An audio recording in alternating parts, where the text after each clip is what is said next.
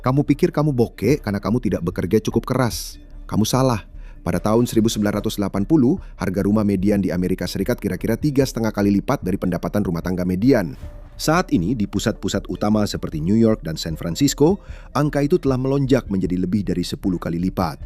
Impian Amerika telah berubah dari rintangan yang masih bisa dilompati menjadi setinggi gedung pencakar langit 40 lantai. Kalian menghasilkan lebih banyak nilai daripada generasi manapun dalam sejarah, tapi perhitungan dalam ekonomi saat ini membuatnya secara fisik mustahil untuk menang. Sistemnya bukan gagal. Sistem ini bekerja persis seperti yang dirancang. Ketika berbicara tentang upah dan beban kerja, kebanyakan orang bertanya dua pertanyaan. Kenapa kita bekerja lebih banyak dan kenapa kita dibayar lebih sedikit? Tapi pertanyaan yang paling penting justru yang tidak ditanyakan siapapun. Kenapa uang yang kita hasilkan sekarang tidak sejauh dulu nilainya? Dan disitulah kita harus menghadapi kenyataan pahit pertama kita. Inflasi telah membuat segalanya jadi makin sulit terjangkau bagi kita. Ambil contoh perumahan, di mana pada kuartal pertama tahun 1980, harga rumah median untuk orang Amerika adalah $63.700 dibandingkan dengan kuartal pertama tahun 2026, di mana harganya melonjak menjadi $403.000. Pekerjaan jujur dan investasi cerdas, yang sama yang dulu bisa membelikanmu rumah di tahun 1980-an, sekarang bahkan nyaris tidak cukup untuk membayar sewa. Tapi keadaannya malah makin parah. Per April 2026, Indeks Harga Konsumen atau CPI, yaitu metrik yang melacak harga barang-barang konsumsi, menunjukkan bahwa tingkat inflasi melebihi ekspektasi. Seperti yang dikatakan Heather Long, kepala ekonom di Navy Federal Credit Union, orang Amerika benar-benar sedang terjepit sekarang. Harga bensin pada waktu yang sama juga membuat konsumen harus mengeluarkan tambahan $75 per bulan yang benar-benar menguras dompet siapapun. Kamu mungkin berpikir, ya, kenaikan harga barang dan jasa seiring waktu itu memang wajar. Tapi kenapa kamu berpikir begitu? Jika kamu melacak lonjakan harga yang signifikan sepanjang sejarah Amerika Serikat, kamu akan melihat bahwa ada saat-saat di mana biaya jauh lebih tinggi dari biasanya. Perang Revolusi Amerika, Perang Saudara Amerika, dan Perang Dunia II. Yang aneh adalah, setelah dua perang pertama, harga perlahan-lahan turun kembali ke tingkat yang wajar. Setelah Perang Dunia II, biaya hidup terus meningkat. Kenapa?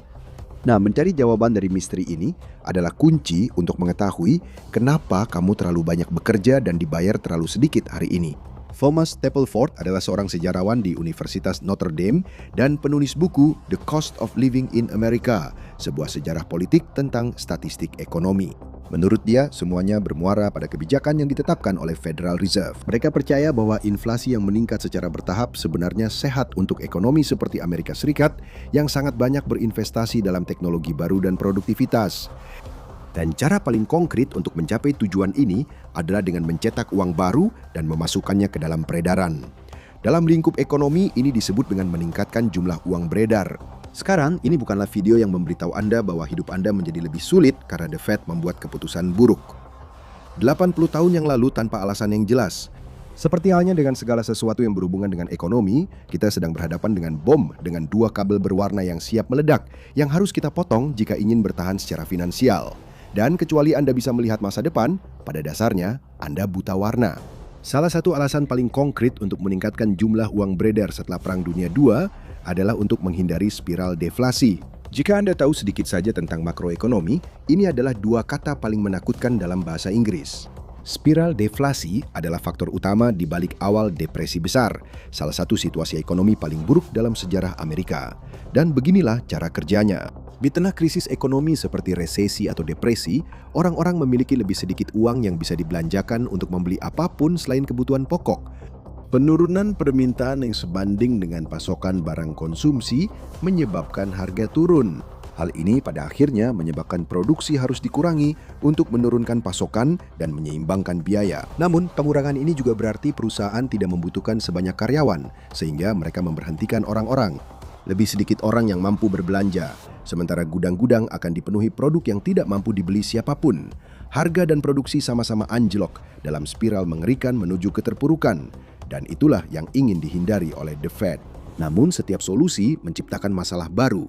Salah satunya adalah penyakit biaya Baumol, sebuah cacat matematis yang tertanam dalam ekonomi modern. Ini telah menjadi salah satu penyebab besar yang tersembunyi di balik mengapa Anda bekerja terlalu keras dan dibayar terlalu rendah. Ide utama di balik inflasi yang disengaja adalah bahwa harga-harga akan naik, tetapi upah juga akan naik sebagai hasil dari peningkatan efisiensi teknologi di tempat kerja. Jadi semuanya akan seimbang, tapi tidak selalu begitu. Di sektor yang padat karya, kita mencapai titik jenuh efisiensi, di mana Anda tidak bisa lagi menggunakan kemajuan teknologi untuk meningkatkan efisiensi ekonomi. Ambil contoh seorang penyanyi. Selain teknologi autotune dan mastering pasca produksi, sebenarnya tidak ada cara nyata untuk membuat proses bernyanyi menjadi lebih efisien dari yang sudah ada. Ini adalah jalan buntu jika dibandingkan dengan misalnya produksi mobil massal atau mensintesis senyawa baru di industri kimia. Seorang penyanyi yang menyanyikan lagu 1 abad yang lalu tidak lebih produktif daripada seorang penyanyi yang menyanyikan lagu hari ini. Hal ini juga berlaku di bidang seni, serta di industri seperti pendidikan dan kesehatan, sebagai sektor yang sangat bergantung pada tenaga kerja manusia. Sementara itu, kemajuan teknologi membuat manufaktur menjadi lebih efisien dari segi biaya sepanjang waktu, yang meningkatkan upah di sana dan pada gilirannya menurunkan atau menstabilkan harga. Disinilah penyakit biaya mulai muncul. Biaya di sektor-sektor dengan produktivitas rendah ini tetap perlu meningkat agar dapat mengikuti kenaikan upah di seluruh bagian ekonomi lainnya. Konsumenlah yang menanggung beban itu. Hal ini dapat menimbulkan efek domino yang brutal seperti memperlambat pertumbuhan ekonomi secara keseluruhan dan menyebabkan kenaikan biaya untuk layanan-layanan penting. Ini mulai benar-benar menjelaskan kerusakan struktural di balik alasan mengapa uang hasil jerih payah Anda tampaknya tidak lagi cukup untuk memenuhi kebutuhan sebanyak dulu. Tapi itu hanya satu bagian dari masalahnya. Dan ini mungkin saja menjadi pengalih perhatian yang sempurna saat pasar kerja tiba-tiba menjatuhkan Anda. Pasar kerja tidak berpihak pada Anda. Hampir mustahil menjadi seorang pekerja di tahun 2020-an dan tidak merasakannya. Usaha yang Anda lakukan sepertinya tidak lagi sebanding dengan nilai yang Anda dapatkan. Tapi nilai itu tetap mengalir ke suatu tempat. Untuk memahami apa yang sedang terjadi, kita perlu melihat porsi pendapatan yang diterima tenaga kerja. Ini mengukur kemana kekayaan yang dihasilkan oleh para pekerja benar-benar berakhir. Apakah di gaji para pekerja atau di tangan para pemilik dan pemegang saham. Beberapa penelitian yang mengkhawatirkan telah menunjukkan bahwa bagian yang sampai ke para pekerja ternyata makin sedikit. Salah satu penelitian bahkan mengidentifikasi 4 faktor kunci yang berperan dalam mengambil porsi pendapatan yang diterima tenaga kerja dari para pekerja dan memberikannya kembali kepada para pemilik modal. Yang pertama adalah kemajuan teknologi. Mereka menemukan bahwa ketika porsi pendapatan yang digunakan untuk penelitian dan pengembangan naik 1 poin persentase, porsi pendapatan yang diterima tenaga kerja turun hingga 1,3 poin persentase. Ancaman untuk bisa menggantikan pekerja Anda dengan mesin menurunkan daya tawar mereka dan membuat mereka puas dengan upah yang rendah. Yang kedua adalah globalisasi, di mana kenaikan 1% dalam porsi pendapatan yang berasal dari ekspor menyebabkan penurunan porsi pendapatan yang diterima tenaga kerja sebesar 0,3%. Sekali lagi, hal ini memberikan pemilik kekuatan lebih besar atas karyawan mereka. Mereka punya kebebasan untuk pindah lokasi jika mereka merasa pekerjanya meminta bagian yang terlalu besar. Yang ketiga adalah konsentrasi pasar yang tinggi, di mana persaingan rendah dan pangsa pasar dibagi di antara sejumlah kecil perusahaan. Dalam kasus-kasus seperti ini, perusahaan memiliki kekuatan untuk menjaga jumlah karyawan mereka tetap minim dan menetapkan syarat-syarat mereka sendiri. Di negara-negara dengan kehadiran serikat pekerja yang kuat seperti Swedia, hal ini bisa menguntungkan para pekerja. Tetapi di Amerika Serikat hampir selalu berpihak pada pemilik modal. Yang keempat adalah faktor-faktor tak berwujud, seperti hak cipta, paten, dan merek dagang yang tetap menjaga kendali di tangan para pemilik modal. Hal itu terutama benar ketika menyangkut hak untuk melakukan riset dan pengembangan. Sekali lagi, semuanya tentang kekuatan tawar-menawar. Dan semakin banyak nilai yang bisa dikonsolidasikan oleh para pemegang saham di puncak piramida, semakin banyak nilai tenaga kerja yang bisa mereka ambil dari Anda tanpa konsekuensi. Kue itu terus membesar berkat kemajuan teknologi dan kerja keras Anda. Tapi setiap kali kue itu bertambah besar, kepentingan korporasi menyesuaikan pisau agar Anda hanya mendapat bagian yang lebih kecil. Kualitas pekerjaan menurun dan jumlah pekerjaan yang dibutuhkan untuk bertahan hidup semakin banyak. Sementara itu, ekonomi terus menghasilkan lebih banyak kekayaan daripada sebelumnya. Anda hanya mendapatkan bagian yang lebih sedikit. Bahkan jika Anda sudah terbiasa dengan dunia kerja modern, 2 kata yang mungkin belum Anda kenal dalam konteks ini adalah mobilitas internal. Ini berarti kemampuan Anda untuk benar-benar berkembang di tempat kerja Anda. Itu bisa berarti perpindahan secara lateral, yaitu memperoleh keterampilan untuk mengambil pekerjaan di departemen yang sama sekali berbeda. Atau perpindahan secara vertikal, di mana keterampilan dan pengalaman Anda dapat menghasilkan kemajuan nyata naik ke jenjang yang lebih tinggi di perusahaan Anda. Itulah impian Amerika, bukan? Bahwa siapapun bisa bergabung dengan sebuah perusahaan di posisi awal dan melalui kerja keras serta dedikasi, suatu hari bisa menemukan diri mereka duduk di dewan direksi perusahaan. Namun akhir-akhir ini, sepertinya janji mobilitas internal di sebagian besar pekerjaan sama saja seperti kunjungan nyata dari Sinterklas pada malam Natal, hampir tidak bisa dipercaya. Sebagian dari hal ini adalah fenomena di dunia korporat Amerika yang oleh beberapa orang disebut sebagai perataan hierarki besar-besaran. Ini adalah ketika kelas manajemen menengah dikurangi untuk merampingkan perusahaan dan meningkatkan efisiensi operasional. Mulai dari raksasa teknologi seperti Amazon, Microsoft, dan Google, hingga peritel besar seperti Walmart dan Starbucks, tampaknya meratakan struktur korporat adalah tren saat ini. Tapi Anda tidak melihat penghematannya, bahkan sepertinya hal itu justru semakin merugikan Anda. Tidak hanya Anda akan kehilangan banyak bimbingan dan semangat yang biasanya diberikan oleh manajer menengah, Anda juga akan kehilangan jalur promosi ke manajemen menengah. Ini seperti mereka telah meledakkan sebuah jembatan di antara dua sisi sungai yang panjang, dengan pekerja di satu sisi dan pemilik modal di sisi lainnya. Kurangnya mobilitas internal di dunia dengan biaya hidup yang terus meningkat telah membuat jutaan orang benar-benar harus bekerja di beberapa pekerjaan hanya untuk memenuhi kebutuhan hidup. Data mendukung hal itu. Menurut Biro Statistik Tenaga Kerja ANIKA-SREK, 9,3 juta orang Amerika melaporkan bekerja di beberapa pekerjaan pada bulan November 2025. Itu setara dengan 5,7% dari total angkatan kerja aktif pada saat itu. Dan ini bukan hanya tentang satu pekerjaan penuh waktu dan satu pekerjaan paruh waktu, atau bahkan dua pekerjaan paruh waktu. Bagi 1,5 juta dari orang Amerika tersebut, dua pekerjaan penuh waktu telah sepenuhnya diterima sebagai prosedur operasi standar untuk bisa lebih dari sekedar bertahan hidup. Kelelahan yang dirasakan benar-benar nyata. Hal ini sangat buruk bagi para pekerja dari generasi Z yang memasuki angkatan kerja di dunia dengan ketidakpastian ekonomi akibat teknologi. Lebih sedikit orang dari sebelumnya yang menjadi karyawan dengan gaji tetap dan semua manfaat yang menyertainya. Sebaliknya, orang-orang justru menjadi pekerja kontrak paruh waktu atau penuh waktu untuk berbagai perusahaan. Istilah untuk ini adalah penggabungan beberapa sumber penghasilan dan rasanya sangat berbeda dengan dunia abad ke-20 di mana satu penghasilan seringkali sudah cukup untuk memenuhi kebutuhan hidup. Tapi bahkan jika Anda tidak bekerja di beberapa pekerjaan sekaligus, kemungkinan besar Anda tetap merasa lelah di akhir minggu. Apa yang membuat pekerjaan terasa sangat melelahkan hingga rasanya hidup kita kehilangan ruang dan energi untuk hal lain selain bekerja? Ternyata bukan hanya Anda yang kehilangan stamina. Ini adalah hasil dari strategi tempat kerja yang sengaja dibuat untuk menguras tenaga Anda sampai habis. Salah satu jargon perusahaan yang mungkin sering Anda dengar adalah efisiensi. Ini adalah salah satu kata yang membuat para pemegang saham bisa tidur nyenyak di malam hari. Tapi seperti halnya sesuatu yang memberikan kepuasan instan, ada biaya nyata yang harus dibayar jika Anda mengejarnya tanpa berpikir panjang. Salah satu keputusan perusahaan yang paling berbahaya dan sempit pandang demi efisiensi adalah menjalankan perusahaan dengan staf minimum. Dan inilah salah satu alasan utama mengapa Anda selalu merasa terlalu dibebani pekerjaan. Taktik ini persis seperti yang terdengar, menjalankan perusahaan Anda dengan jumlah staf seminimal mungkin agar tetap bisa berjalan. Hal ini mengakibatkan karyawan harus merangkap tugas dan menjalankan banyak peran sekaligus. Di masa lalu, staf yang ramping merupakan langkah darurat saat perusahaan mengalami kesulitan keuangan. Tetapi sebagian kalangan manajemen menyadari bahwa menjalankan perusahaan dengan staf minimal saat pendapatan stabil justru bisa menghasilkan keuntungan yang lebih tinggi. Ini omong-omong seperti mengonsumsi morfin padahal Anda baik-baik saja, hanya untuk berjaga-jaga kalau nanti Anda patah kaki.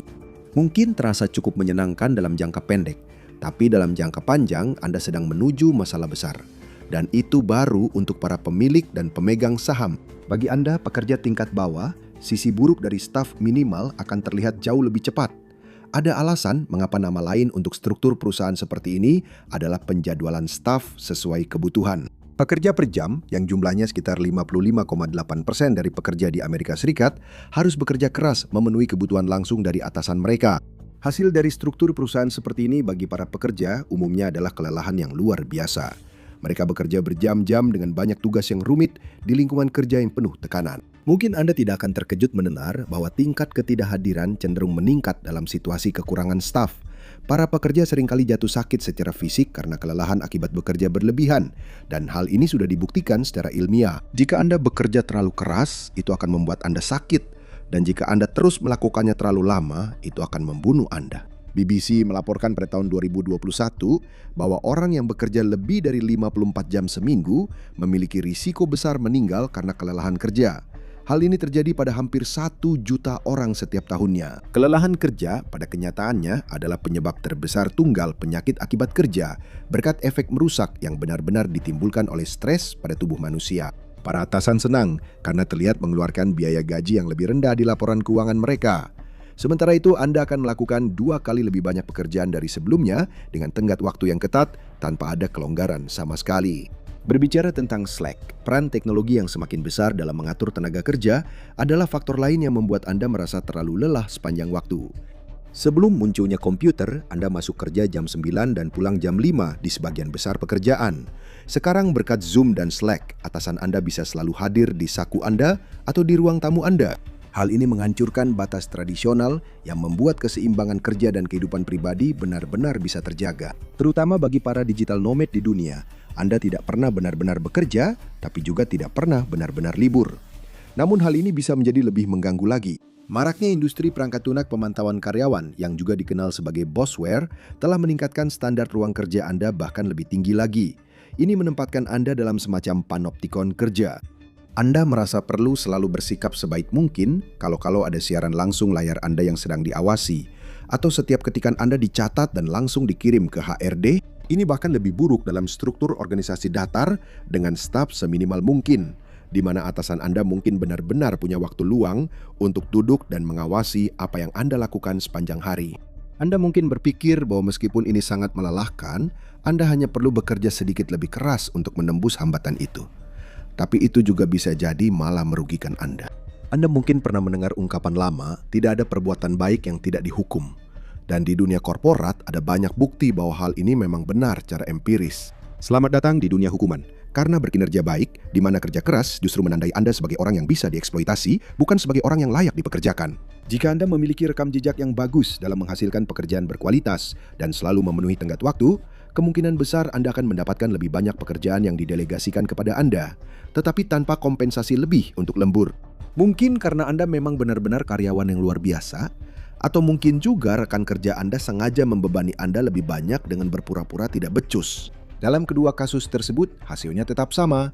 Anda justru dihukum dengan beban kerja berlebih karena kesalahan Anda melakukan pekerjaan dengan baik. Anda mungkin berpikir bahwa pekerjaan bagus seperti ini akan membuat Anda mudah mendapatkan promosi karir. Namun kenyataannya jarang terjadi seperti itu. Kebanyakan perusahaan tidak akan mau mulai membayar Anda lebih untuk kerja keras yang sudah Anda lakukan hanya karena kebaikan hati mereka, karena mereka memang tak punya hati nurani yang bisa Anda sentuh. Naik ke departemen lain karena kerja keras Anda juga akan bertentangan dengan tujuan mereka, karena siapa yang akan menggantikan posisi Anda. Terkadang melakukan pekerjaan Anda terlalu baik justru menjadi sinyal utama bagi atasan Anda bahwa Anda sebaiknya tetap di posisi itu selama Anda masih sanggup secara fisik. Dan ketika Anda akhirnya pergi, entah karena frustrasi atau masalah kesehatan, barulah mereka akan mempertimbangkan siapa yang akan menggantikan posisi Anda yang kosong. Anda tidak akan lebih dari sekadar kenangan. Anda akan beruntung jika mendapatkan lebih dari sekedar ucapan terima kasih dan paket pesangon standar atas waktu, tenaga, dan kesehatan yang telah Anda curahkan untuk semua ini. Ekonomi sekarang sudah tidak seperti dulu lagi. Berkat kelalaian mendasar dalam sistem keuangan Amerika Serikat, biaya hidup akan terus meningkat, sementara upah akan tetap stagnan. Porsi nilai untuk pekerja akan terus mengalirkan lebih banyak kekayaan yang Anda ciptakan ke kantong atasan Anda, yang sedang memecat manajer menengah dan menjalankan tim seadanya sambil memasang iklan lowongan kerja palsu di situs pencari kerja. Anda terjebak di tempat, bekerja mati-matian di satu atau lebih pekerjaan, di mana teknologi mengikis batas antara pekerjaan dan kehidupan pribadi. Sementara itu, hukuman karena berkinerja baik memastikan bahwa setiap upaya untuk keluar dengan kerja keras justru membuat Anda semakin terjebak dalam masalah. Anda bekerja terlalu keras dan dibayar terlalu rendah karena itulah cara Anda paling berguna bagi sistem. Dan sampai sistem itu sendiri berubah, hal itu juga tidak akan berubah untuk Anda. Jadi jika Anda bekerja terlalu keras, dibayar terlalu rendah, dan masih tertinggal, seharusnya sistemnya yang rusak, tapi kenyataannya tidak. Cari tahu alasannya. Inilah alasan sebenarnya mengapa ekonomi belum runtuh. Atau tonton ini.